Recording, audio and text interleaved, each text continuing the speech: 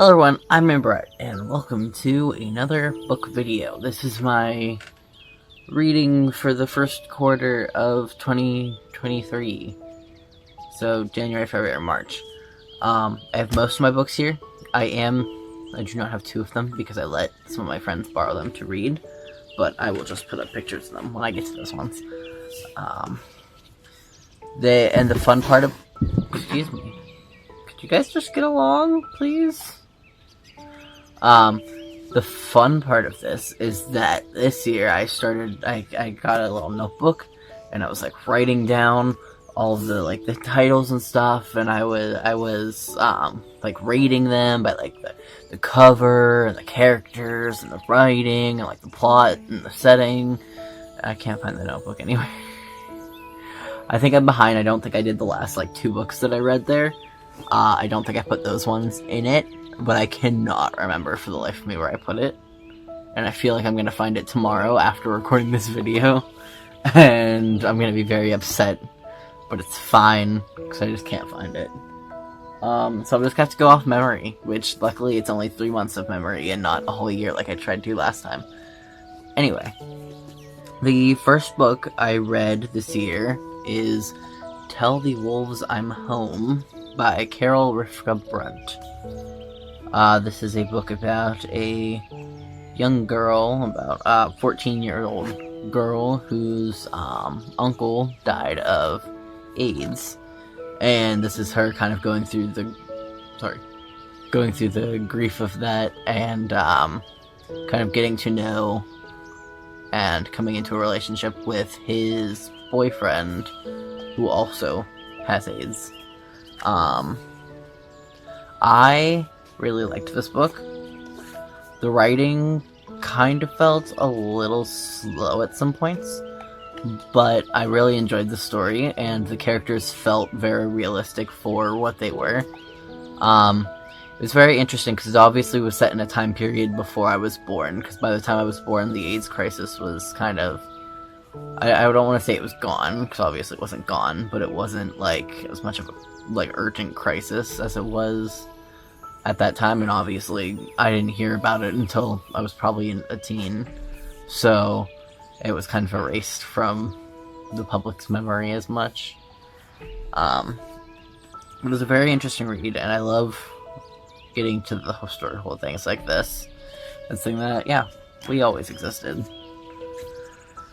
I do believe the ending made me cry, which is always a plus for a book, usually a plus for a book. Because I can't cry that much anymore. So, it's always nice when something like that happens. But I give that a 7 or an 8. 7 or an 8 out of 10, maybe? I don't know what that scale is, but we'll go with it, as we do. The next book I read was The Gilded Cage by Vic James. This was some sort of magic alternate universe kind of book where some people do have magic and some people don't have magic, and the people who don't have magic have to give up 10 years of their life to serve the people who do have magic. I did not enjoy this book very much. There was only one character that I was really interested in wanting to see more of. There are 2 more books in the series, I think. I think it's a trilogy. I think there's 2 more books. But I wasn't interested enough in this character for me to want to actually get the other 2 books and read through them. It just felt like it dragged on a lot. There was a lot of points of view. It was one of the books where it switches points of view, which is fine. I read books like that a lot. Some of my favorite series switch point of view like that. However, there was a lot of points of view that I didn't really need. It kept introducing more characters' points of view, and I was like, I don't really need to see it from this character's point of view, and there's another character that I already know, and I'm used to their thought process, and it didn't work as well as I think it could have. And the whole way that the non-magic users, they had a factory town kind of thing where they had it was very reminiscent of works that I've read that are like Holocaust literature. And I don't make that comparison lightly, but I didn't I didn't make that comparison lightly, but it very much sparked that comparison because as I said in my previous video on books, I usually read a lot of Holocaust literature, because I think it's important to stay open about that time period and kind of not let it be just forgotten, not let their stories be erased. But this, I kind of felt like it was taking that aspect and being like, oh yeah, we're gonna put this on these non-magic users who are also just this white family in Great Britain that is just kind of there. And it kind of felt forced, that whole thing. I didn't like it. And the magic system wasn't very, like, it wasn't very written out. I still don't really understand how the magic kind of works in that world. And maybe I would understand it more if I read the other two books. I'm not sure.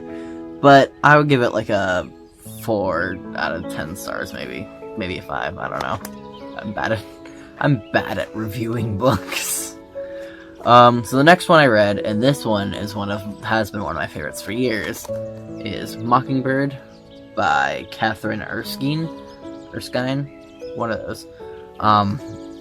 This is about a 10-year-old autistic girl whose brother was killed in a school shooting, and her kind of figuring out how to deal with the grief and loss while also interacting with people around her, like her father and the community that also has lost other members. This book has been one of my favorites for years since I first found it, probably in middle school, and I haven't read it every year since then, but I have read it numerous times. And it has been a few years since the last time I picked it up, but it's still, I think it's just because when I was younger, I identified a lot with the main girl in this series, and that should have been one of the first signs that I needed to get tested. But, you know, it's fine. It's fine. I say that should have been one of the first signs. That was like the 100th sign, honestly. Oh no, I dropped it. Ugh. Okay. But I think the writing, in my opinion, the writing in this book does kind of go through the thought process of an autistic person very well, and in a way that makes sense. I remember the first time I read this book, I was like, you mean that's not normal? That's the normal thought process. No, that's correct. And then I put it down and I was like, I'm not gonna think anymore about that. As I've read it now, getting a bit older, I do think that it might be a little bit on the nose of like, this is exactly how this, because the author who wrote this isn't autistic. I believe I read that her daughter might be, but I could be remembering that wrong. So reading it now as an older person, I'm starting to be like, it kind of feels a little on the nose with some of the stereotypes about how autistic people are. But I don't think, I mean, it's also, the main character's a 10-year-old, so, you know, I think if it fits someone's experience, then it's fine. And I still like it. I believe this one also made me cry again, so, you know, it's fine. Okay, then the next one I read was Ash by Melinda Lowe. Now this is a Cinderella story retelling, but gay. And with fairies. We love fairies. Hello. I did read this once before a few years ago, and I remember quite enjoying. Oh, I didn't rate this one. I'm gonna give it like a 6 or a 7 out of 10. Okay. Yes. So this one, gay Cinderella story. I don't remember how many years ago I first read this, but I do remember it was when I was in the phase where I was still like considering myself a lesbian, which can tell you it was a lot of years ago. But I remember reading this first time and I was like, whoa, we can do that. We can we can make old stories be gay. We can write them to reflect our own experiences. That's amazing. And so I read it again, and oh my gosh, I love this book. I love this writing. I love the writing in this book. I love the way it is. It, like, perfectly encapsulates the old time period that it is. However, I do think there are some things that kind of were like, what? That kind of messed up the time period kind of setting. Because obviously it's a fairy tale, so, like, I take everything with a grain of salt. But there's multiple times in this book that, like, the Cinderella Ash character, that she, like, notices other lesbian couples. I believe there was one at, like, a bonfire, and possibly another one, but I can't remember where. And it's kind of just normal for women to like women. Like, it's just, like, she notices it, and she's not like, oh, whoa, I think that might be me. She doesn't, like, necessarily think anything about it. Like, at least if she does, it's not mentioned. Which I think was kind of a little strange, because there's definitely a part in the beginning, I don't want to get into spoilers too much with it, because those are just, like, tiny moments. But, where she's talking to her stepmother is like, and her stepmother was, like, yelling at her not to run away, and she's like, what would they think about you, a young girl, on your own, like, out on the road, the things that would happen to you and stuff. And I'm like, well, if, lesbian couples, and the whole thing, another whole thing in this book is that the king has, like, there's the hunt, and the king has his hunters and huntresses, but the person in charge of the king's hunt is always a woman. It's always the huntress, the king's huntress, which I think is, like, if you're gonna put in that, like, lesbian couples are, like, completely normal in this universe, and it's completely normal for a woman to be in charge of this, like, giant hunt thing, and to have her own job, and she's pretty much usually just, like, at least not married, and doesn't have a family and such while she's in this position, then maybe it shouldn't be as much of a thing of, like, oh, she can't go out on her own and try to be her own person and live her own life, because, oh no, a woman on her own. Like, it was kind of clashing ideas. It kind of pulled me out of the book a little bit this time when reading it. But overall, I think it's a fantastic retelling of the Cinderella story, and it's great lesbian sapphic representation, I guess, because it doesn't specifically say. Like, the Cinderella in this one is very much bi. She's very bi. Like, there is still the boy. Well, I guess he's a fairy, but, you know, it's fine. There's still very much a masculine presence that she's attracted to, as well as the feminine presence that she's attracted to. So we love bi Cinderella, we love sapphic relationships, and we love everything. I give that one like a 7 or an 8 out of 10. Okay, no, I don't have this one physically with me. I believe... what's it called? Oh, it's... So This Is Ever After by... insert the author's name here. Blah, blah, blah, blah. I can't remember who it's by. But this was, this is one of the books that I lent to one of my friends. He is currently reading it. I don't know how far he is into it. I am aware that I read pretty fast usually. This is actually the book that took me the longest to read because I just wasn't in a headspace to read while I was trying to read it. And so it was taking me forever, even though I loved the story.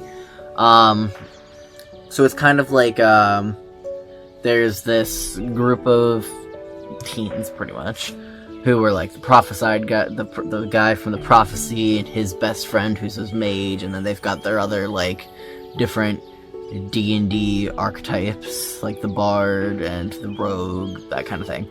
But this is after they've finished the prophecy, they defeat the evil king, and the prophecy guy is like, oh, well, I'll put the crown on and declare myself king until we find the princess. But then the princess has been locked in a tower for 30 years. And you know what happens if you're locked in a tower for 30 years without food or water or anything? You he kind of die. So then he's stuck as the king. And oh no, there's this magic law that the king needs to be married by his 18th, or has to soul bond with someone by his 18th birthday, or else he's gonna fade away into nothingness. The angst, the drama, the bloodshed. There's not that much bloodshed. It's beautiful.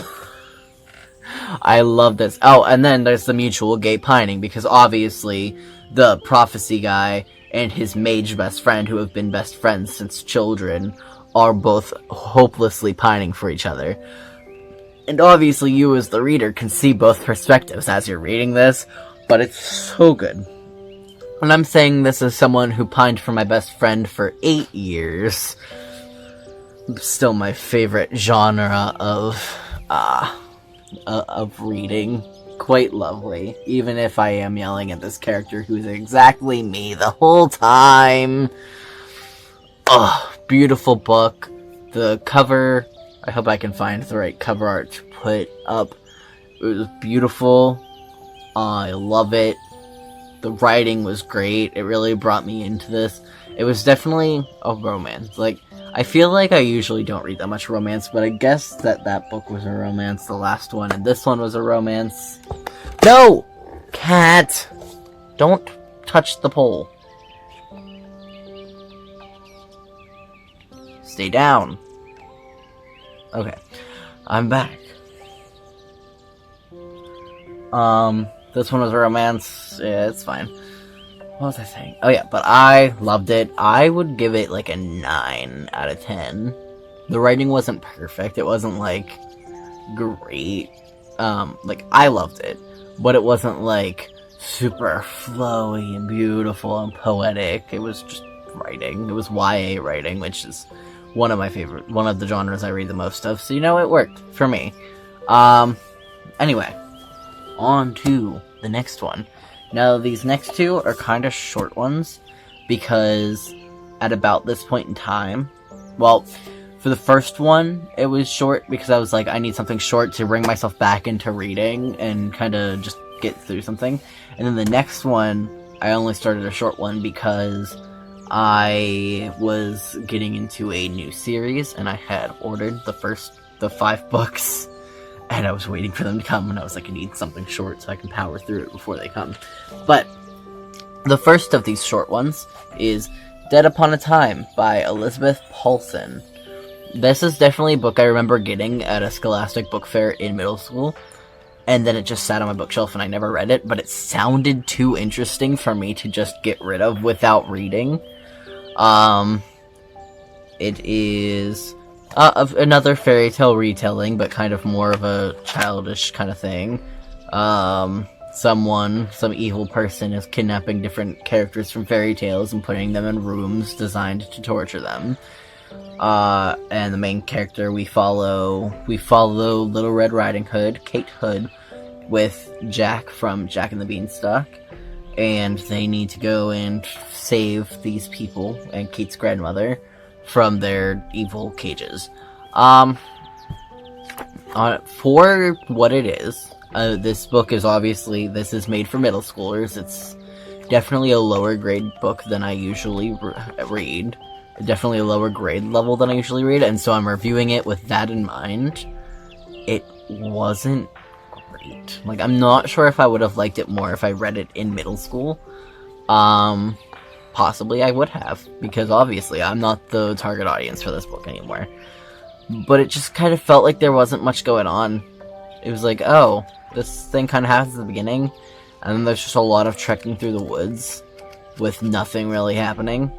And then it's like, oh, someone else solves the problem while she's there. At least in my opinion, that's what the ending felt like. I don't know if there was more books made after this for this kind of series, because it felt like it could have gone that way. But this also could have just been the last one, the only book, I'm not sure. Yeah. But it was an alright book. I'm definitely gonna be... Oh my god. Could you guys not? Shoo. Go away. But I'm probably gonna definitely see myself donating this one. it just wasn't that interesting, even though the concept sounded really cool. I don't know. I give it like a 4 out of 10, maybe. A 3. Okay, and the next one was also one that I remember getting from a Scholastic Book Fair in middle school. It is Ferals by Jacob Gray. And you can tell this one's early, this one's old, because there's 2 more books in this trilogy now, and now if you look this up, there's like it's like book 1, or it says something else. Like, there's a second title to it now. There's a different title than just Ferals, because Ferals is now the name of the trilogy. But I actually really enjoyed reading this. Compared to the other one, the reading, even though I'm pretty sure it's for the same grade level, and it's like, maybe it's not. It might not be for the same grade level. I'm pretty sure on, like, the book websites I was looking on, it said it was for the same reading level, but this one definitely felt like it had much more of a plot. It was much more understandable. I love the magic. Oh, I didn't even say what this is about. So there's this boy here, Ka, who is raised by crows, and he can talk to the crows. And it turns out that there's this whole, like, lineage of people that can talk to animals, and each of them can, like, talk to a specific one, and it's passed on from the parent to the child once the parent dies. Yeah, so, and there's, like, this evil Spider-Man, who's not Spider-Man, because that is copyrighted, but he is the Spinning Man, who can talk to spiders, and he's evil and killed a bunch of people, but he's dead now, so it's fine. Or is it? I actually want to get the next two books in this trilogy, because it was really fun to read. You know, sometimes you just want to read something that's a little bit below your reading level, just to enjoy the story. You don't have to read everything that's, like, super tough and challenging to get through all the time. Sometimes you can just read something that's nice and fun and easy to get through.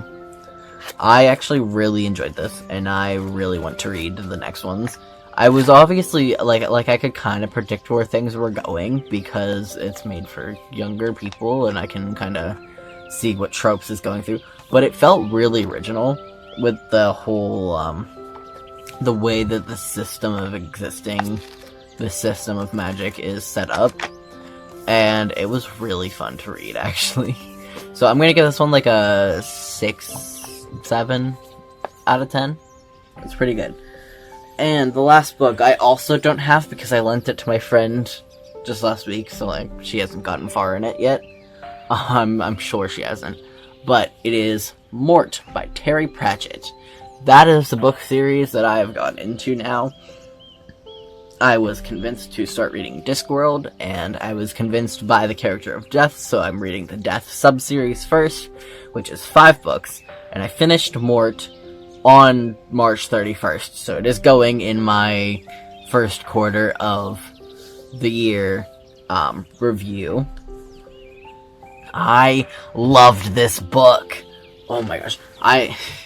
See, I'm already, like, almost done with Reaper Man as of recording this video. I probably will finish it by the time I actually, like, upload this. I'm definitely gonna have it finished by the time I upload this video, because I have all my slots filled for the next week or two.